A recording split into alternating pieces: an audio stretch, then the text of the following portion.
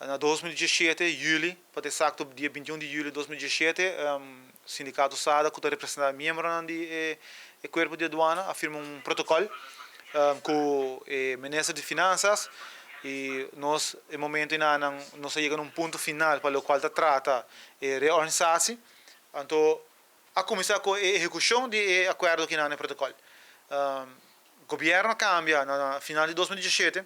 Agora o governo novo sinta, o Ministro de Finanças, segurar-nos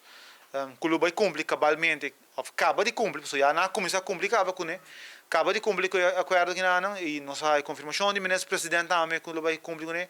mas 2 anos que não quer bisa nós permitir que ele vai cumprir, na setembro de 2019, não passa-nos cuchu de nosso lomba, bisa nós não cumprir mais, e nós também dry cost. Quando começar, nós vamos huelga, tem várias ações que correm, e tem 2 casos de corte de tem caso com o SADA mesmo, com o sindicato ASPAN, contra o governo,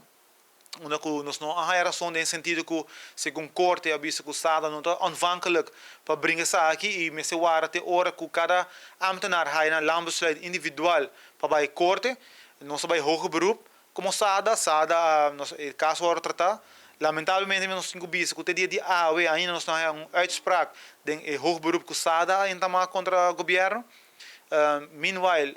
cada ambtenaar ha een landbesluit individual e nós ha se cumpre com a corte de primeira instância e todo ambtenaar, quase 160 ambtenaar, praticamente full e aparato uniformado de douane abai den bezwaar contra land e nós temos visto que sete casos que agora tratar AOE. Se me notará na meia de regiezitting, onde mirando a envergadura do caso com grande que tem quase 160 ambtenaren bij den bezwaar, corte decidiu fazer regiezitting, fazer planning conta bij trata o caso aqui e a corte decidiu que vai tratar a parte algemeen promê, esta AOE, e depois vai tratar o caso individual. E esse é o AOE. AOE tem caso algemeen, onde trata isso aqui. Nós temos que remarcar que esta que também representa o governo não está sincero, pode derra que